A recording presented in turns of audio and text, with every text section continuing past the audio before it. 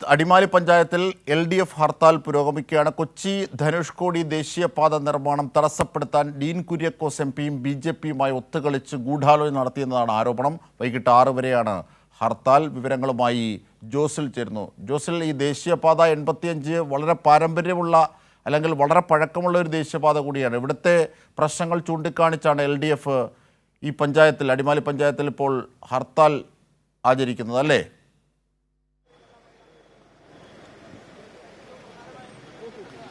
അജിംഷാ, തീർച്ചയായിട്ടും LDF നേതൃത്വത്തിലുള്ള ഹർത്താൽ ഇവിടെ അടിമാലിയിൽ പുരോഗമിക്കുകയാണ്. ഈ പ്രധാനമായിട്ടും ഇതൊരു പ്രധാന മൂന്നാർ അടക്കമുള്ള പ്രദേശങ്ങളിലേക്ക് ആളുകൾ യാത്ര പോകുന്ന ഒരു പ്രധാന പാതയാണ്. അതുകൊണ്ട് തന്നെ ഒരു പഞ്ചായത്തിൽ മാത്രം പ്രഖ്യാപിച്ചിരിക്കുന്ന ഹർത്താൽ അവിടെ ഒരു 5 മിനിറ്റ് നേരം വാഹനങ്ങൾ തടഞ്ഞിട്ടതിന് ശേഷം വീണ്ടും ഇവിടുത്തെ ഈ ഹർത്താലിന് പ്രാധാന്യം ജനങ്ങളോട് വ്യക്തമാക്കിയതിന് ശേഷം വാഹനങ്ങൾ കടത്തിവിടുന്ന ഒരു സാഹചര്യമാണ് ഇപ്പോൾ നിലവിലുള്ളത്.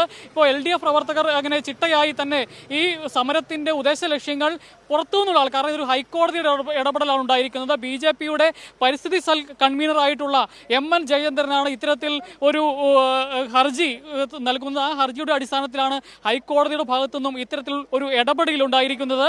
ഈ ഇടപെടലിന്റെ തുടർന്നാണ് ഇപ്പോൾ ഈ വലിയ പ്രതിസന്ധി ഉണ്ടായിരിക്കുന്നത്. ഏതായാലും അതിനൊരു പൂർണ്ണ ഉത്തരവാദി എന്ന് പറയുന്നത് ഡീൻ കുര്യാക്കോസ് ആണ് എന്ന് നമുക്കറിയാം. കാരണം പരിവേഷ് പോർട്ടലിൽ ഇത്തരത്തിൽ ഒരു അപേക്ഷ കൊടുത്തതുമായി ബന്ധപ്പെട്ടാണ് ഈ പ്രതിസന്ധിക്കെല്ലാം കാരണം. ഇപ്പോൾ നമുക്കൊപ്പം CPMന്റെ Adimali area secretary Chandy P. Alexander ചേരുകയാണ്.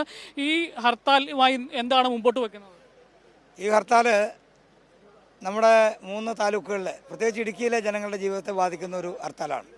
എന്തുകൊണ്ടെന്നാൽ ഇവിടെ നേരുമംഗലം മുതലുള്ള ദേശീയപാത, ഈ ദേശീയപാത എന്ന് പറയുന്നത് ഇത് PWD റോഡാണ്. 100 അടി വീതിയുള്ള രാജഭരണകാലത്ത് അനുവദിച്ച PWD റോഡ് എന്ന നിലയിൽ ഈ റോഡിൻ്റെ അടിസ്ഥാന സൗകര്യങ്ങൾക്ക് വേണ്ടി ഇടപെട്ട ജോയ്സ് ജോർജ് MPയാണ്. കേരളത്തിലെ ഗവൺമെൻറ്, അതുപോലെ നമ്മുടെ ഇടുക്കി ജില്ലാ സെക്രട്ടറി CV വർഗീസിൻ്റെ നേതൃത്വത്തിൽ ഇടതുപക്ഷ ജനാധിപത്യത്തിൻ്റെ നേതാക്കളെല്ലാം മുഖ്യമന്ത്രി അടക്കം കാണുകയും ഇതിൻ്റെ നിർമ്മാണ പ്രവർത്തനങ്ങൾ നല്ല നിലയിൽ വന്നുകൊണ്ടിരുന്നതാണ്. സ്വാഭാവികമായി ഇപ്പോൾ നമുക്കറിയാം, ആദ്യം 298 മരം മുറിക്കാൻ വേണ്ടി ഉത്തരവ് നൽകി. ആ ഉത്തരവിൻ്റെ അടിസ്ഥാനത്തിൽ മരങ്ങൾ മുറിച്ചുകൊണ്ടിരിക്കുകയാണ്. ഈ മഴക്കാലത്ത് നിരവധി മരങ്ങൾ അടർന്ന് റോഡിലേക്ക് വീഴുകയും ഗതാഗതങ്ങൾക്ക് അടക്കം ഗുരുതരമായ കേടുപാടുകൾ സംഭവിക്കുന്ന സ്ഥിതിവിശേഷം ഉണ്ടായി. അപ്പോൾ ജീവഹാനി ഭയന്ന് സമീപിക്കുമ്പോഴാണ് കളക്ടർ 684 മരങ്ങൾ കൂടി മുറിക്കാനും ഇത് ദുരന്ത നിവാരണ അതോറിറ്റിയുടെ ചെയർമാൻ എന്ന നിലയിൽ കളക്ടർ ഉത്തരവിട്ടത്. അതിൻ്റെ അടിസ്ഥാനത്തിലാണ് ഇപ്പോൾ മരമുറി ഇവിടെ നടന്നുകൊണ്ടിരുന്നത്. ഈ മരമുറി നടന്ന റോഡിൻ്റെ നിർമ്മാണം നല്ല നിലയിൽ നടന്നു വരികയാണ്. ഇതിനകത്ത് 2 പ്രധാന കേസുകൾ. ഒന്ന്, ശ്രീമാൻ MN ജയചന്ദ്രൻ, BJPയുടെ മുൻ ജില്ലാ പ്രസിഡന്റും അതുപോലെ പരിസ്ഥിതി സെല്ലിൻ്റെ കൺവീനറുമായ ജയചന്ദ്രൻ, ഇയാളാണ് കോടതിയെ സമീപിച്ചിട്ടുള്ളത്. അതിൻ്റെ അടിസ്ഥാനത്തിൽ ഇപ്പോൾ കോടതി പറഞ്ഞത് വനത്തിലൂടെ വനത്തിലൂടെ റോഡ് വെട്ടുന്നത് നിർത്തിവെക്കാൻ ഉത്തരവിട്ടിരിക്കുകയാണ്. യഥാർത്ഥത്തിൽ ഇത് വനമല്ല. രാജഭരണകാലം മുതൽ ഗവൺമെൻറ്, പിന്നീട് രാജഭരണകാലം മുതലും പിന്നീട് ഗവൺമെൻറ്റുകളും ഇത് അംഗീകരിക്കപ്പെട്ട PWD റോഡാണ് ആലുവ മൂന്നാർ റോഡ്. ഈ റോഡ് നിലവിൽ നിർമ്മിക്കുന്നതിന് എതിരായിട്ട് ഇപ്പോൾ നാഷണൽ ഹൈവേ അതോറിറ്റി പരിവേഷ് പോർട്ടലിൽ പോയി. ഇവിടെ ഇടുക്കി MPയുടെ നിർദ്ദേശാനുസരണമായി പോയെന്നാണ് ഞങ്ങൾക്ക് മനസ്സിലാക്കാൻ കഴിയുന്നത്. സ്വാഭാവികമായി ഇടുക്കി MPക്ക് പരിവേഷ് പോർട്ടലിലൂടെ ഇതിന് അപേക്ഷ കൊടുക്കേണ്ട കാര്യമില്ല. കാരണം പരിവേഷ് പോർട്ടൽ ആപ്ലിക്കേഷൻ കൊടുക്കുന്നത് വനത്തിലൂടെ റോഡ് നിർമ്മിക്കുന്നതിന് വേണ്ടിയിട്ടാണ്. ഇവിടെ ഇത് വനമല്ല. അപ്പോൾ സ്വാഭാവികമായി നിർത്തിവെച്ചിരിക്കുന്നതിലൂടെ ഒരു ജനതയാകെ വെല്ലുവിളിക്കുകയും ജീവിക്കാനുള്ള ഞങ്ങളുടെ സ്വാതന്ത്ര്യത്തെ നിഷേധിക്കുന്ന ഒരു നിലപാടാണ് ഇവിടെ ഇപ്പോൾ വന്നിട്ടുള്ളത്. ഇവിടെ കോൺഗ്രസ് ആണെങ്കിലും BJP ആണെങ്കിലും ഈ കാര്യത്തിൽ ഇരട്ടത്താപ്പാണ് നടത്തിക്കൊണ്ടിരിക്കുന്നതെന്ന് പറയാൻ ആഗ്രഹിക്കുകയാണ്. അതാണ് അജിംഷാദ്. അതായത് സേതു ലക്ഷ്മിബായി, റാണി സേതു ലക്ഷ്മിബായിയുടെ കാലഘട്ടത്തിലാണ് ഈ റോഡ് ഓപ്പൺ ചെയ്തത്, തുറന്നു കൊടുത്തത്. ആ സ്ഥിതി നിൽക്കുമ്പോൾ തന്നെയാണ് ഹൈക്കോടതിയുടെ തന്നെ ഇടപെടലുണ്ട്.